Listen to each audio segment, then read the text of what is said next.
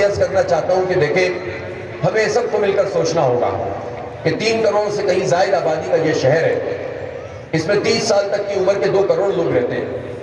یہ جو بچے ہمارا مستقبل ہیں، یہ جہاں موجود ہیں، انہی کو بڑا ہونا ہے، اور 30 سال تک کی عمر کے 2 کروڑ انسان اس شہر کے اندر رہتے ہیں۔ اگر آپ میٹرک پاس یا 15-16 سال کی عمر سے 30 سال تک کی عمر کے لوگوں کو دیکھیں، بچے اور بچیوں کو، لڑکے اور لڑکیوں کو، تو ان کی تعداد بھی کروڑ سوا کروڑ بنتی ہے۔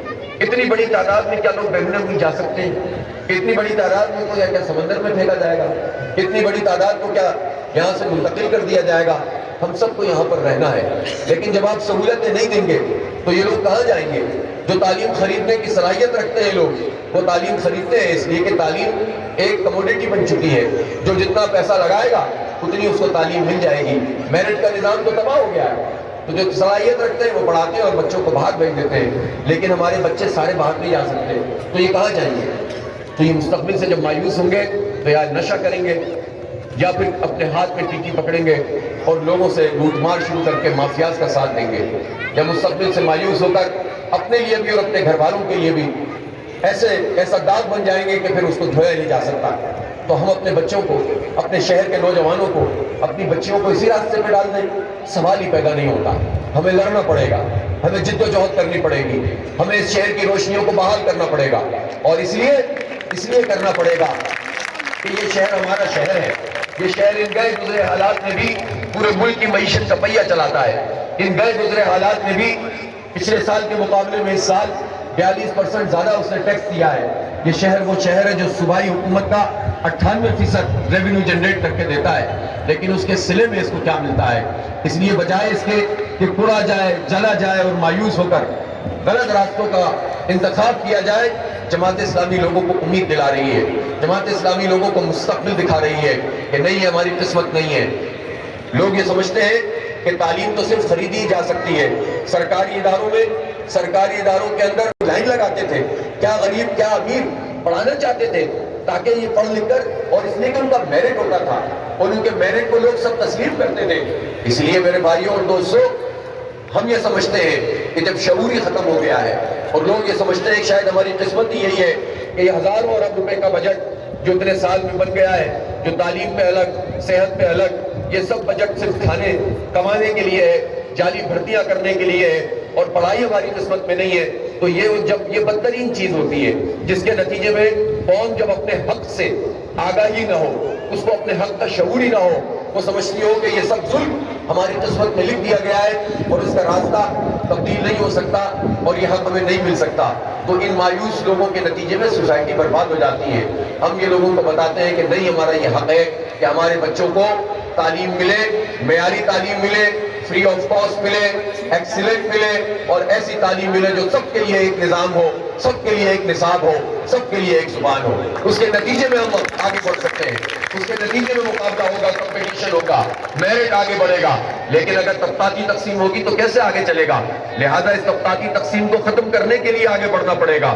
ہم یہ سمجھتے ہیں کہ ٹھیک ہے، ہم جب لاہور جاتے ہیں ہمارا دل خوش ہوتا ہے، وہاں میٹرو ٹرین بھی چل رہی ہے، میٹرو بس بھی چل رہی ہے، وہاں کی سڑکیں بھی بہتر ہیں، ریورس ہو گیا ہے۔ جو پہلے لاہور والے پریشان ہوتے تھے کہ کراچی کی سڑکیں، کراچی کی KTC بسیں، کراچی کی روشنیاں، کراچی کی گرینری، یہاں کے پارک، یہاں کا جو ہے وہ سمندر کا پورا جو سی سائڈ ہے، اس کے لیے لوگ پریشان ہوتے تھے اور آنا چاہتے تھے۔ اب یہ الٹا کام ہو گیا ہے۔ ہمیں لاہور کی ترقی سے بہت خوشی ہے، وہ بھی ہمارا شہر ہے، ہمارا دل ہے، لیکن ہم کراچی اور اس کو برباد کرنے والوں کو قبول نہیں کر سکتے اور اس کو اپنی قسمت نہیں سمجھ سکتے۔ ہم سوال کریں گے کہ ہماری کراچی ٹرانسپورٹ کارپوریشن کیوں بند ہوئی ہے؟ اس کو بحال ہونا چاہیے، سرکار کی بسوں کو چلنا چاہیے، اور اسٹوڈنٹس کو اور طلباء کو اس میں رعایتی قیمتوں میں سفر کرنے کی اجازت ہونی چاہیے، اور ان کو یہ اجازت ہونی چاہیے کہ وہ اگر پیسے نہیں دے سکتے ہیں تو ایک نومینل چارجز ان سے وصول کیے جائیں۔ دنیا بھر میں ایسا ہوتا ہے، لیکن یہاں پر اس کا تصور ہی محال کر دیا گیا ہے۔ ہمیں سرکولر ریلوے چاہیے۔ ہر پرائم منسٹر آ کر اعلان کرتا ہے، پچھلے دنوں 1.5-2 سال پہلے شیخ رشید صاحب تو افتتاح کر کے چلے گئے تھے۔ آج بھی حال یہ ہے کہ جس پرانی پٹریوں کا اور پرانے ٹریک کا افتتاح انہوں نے کیا تھا، وہاں پٹریاں ہی موجود نہیں ہیں۔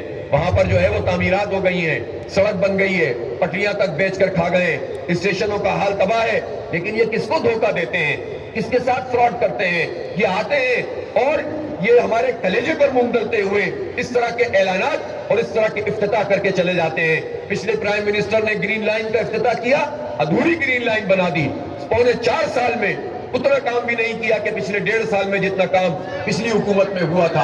افتتاح کر کے چلے گئے. آج اس کا حال دیکھ لیں, کیا اس کے ارد گرد کی سڑکوں کا حال ہے اور کیا اس گرین لائن کا حال ہے.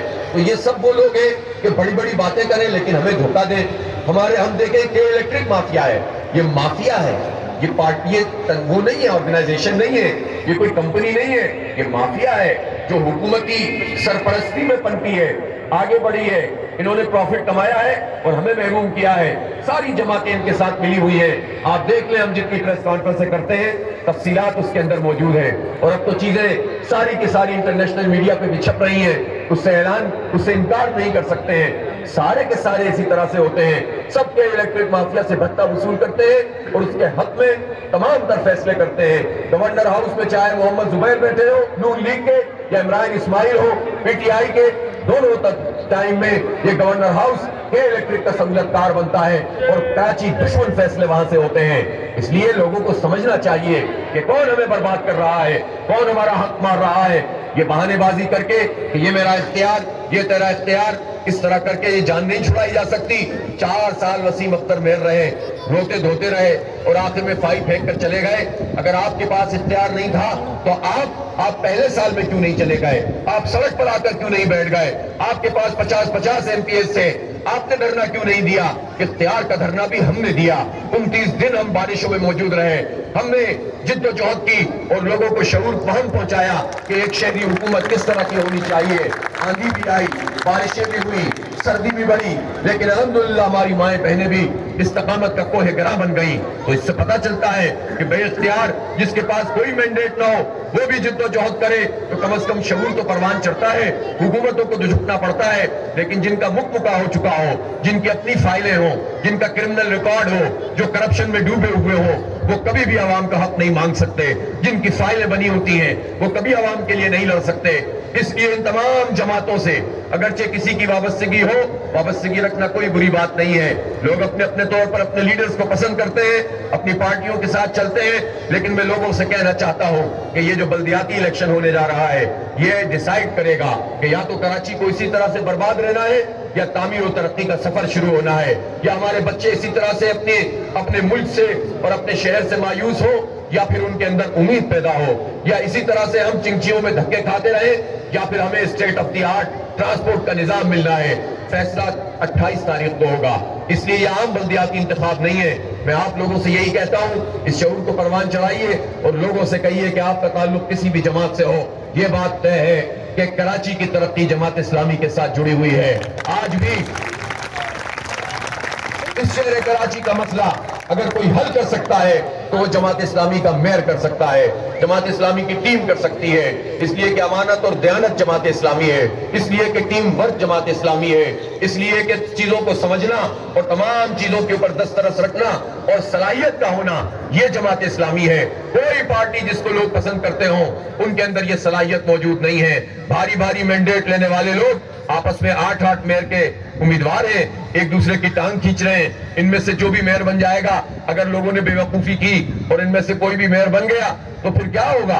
ایک دوسرے کے لیے یا خود ہی کافی ہے, ہمارا کیا کام کریں گے؟ اس لیے اس بات کو آپ سمجھ لیجئے کہ آپ کسی سے بھی تعلق رکھتے ہوں, اس مرتبہ بلدیات میں آپ جماعت اسلامی کو سپورٹ کریں اور تعمیر و ترقی کا وہ سفر جو آج سے 17 سال پہلے ختم ہوا تھا. نعمت اللہ خان صاحب نے جس طرح تعمیر و ترقی کی تھی اور وہ سفر ختم ہوا تھا, دوبارہ کو میں انشاءاللہ تعالیٰ وہیں سے جوڑیں گے. K3 منصوبہ انہوں نے بنایا تھا, K4 کا اختیار نہیں بھی ہوگا تو لڑ کر انشاءاللہ انہی حکمرانوں سے بنوائیں گے, انہی سے اپنے پانی کا مسئلہ حل کروائیں گے.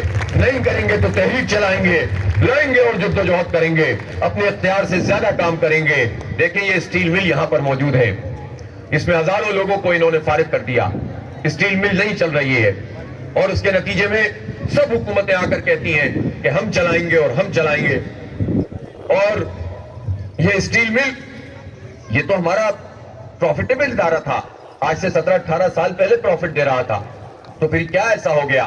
کرپشن نے اس کو کھا لیا, لوٹ مار نے کھا لیا, جعلی بھرتیوں نے کھا لیا, اور جن لوگوں نے کھایا وہی اچھے بن کر سامنے آ جاتے ہیں. اور حکومتیں کیا کرتی ہیں؟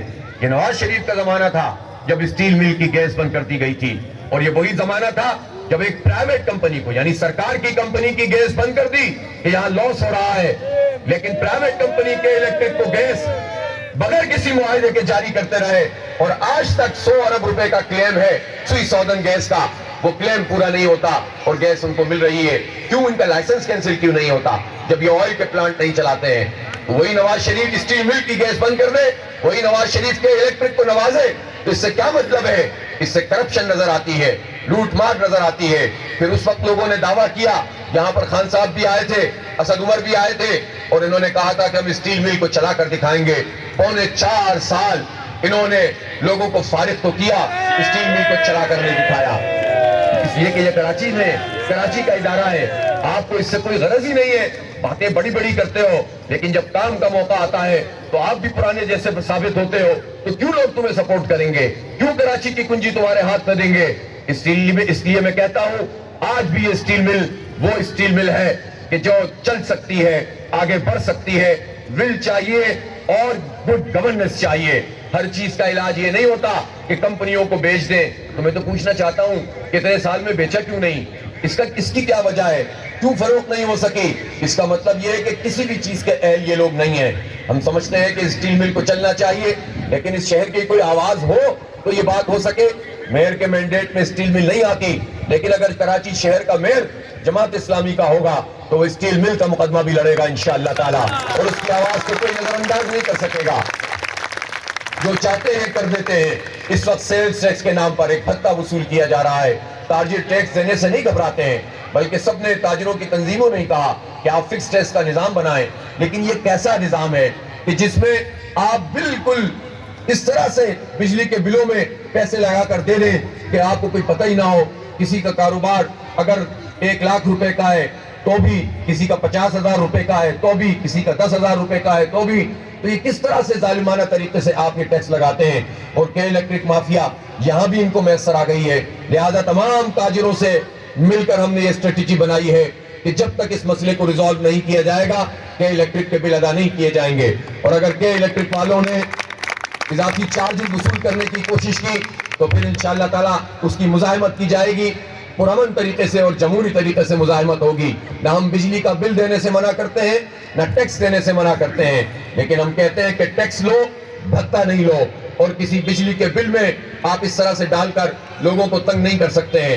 اس کا الگ نظام FBR بنائے, اور FBR کے جو کروڑوں اربوں روپے کا بجٹ ہے وہ کس لیے ہے؟ اگر بجلی کے بلوں سے ہی سارے کام کرنے ہیں.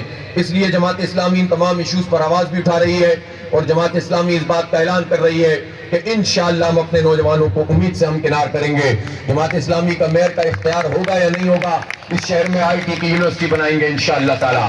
اپنے بچوں کو ہم پڑھائیں گے, ان کا مستقبل روشن کریں گے انشاءاللہ.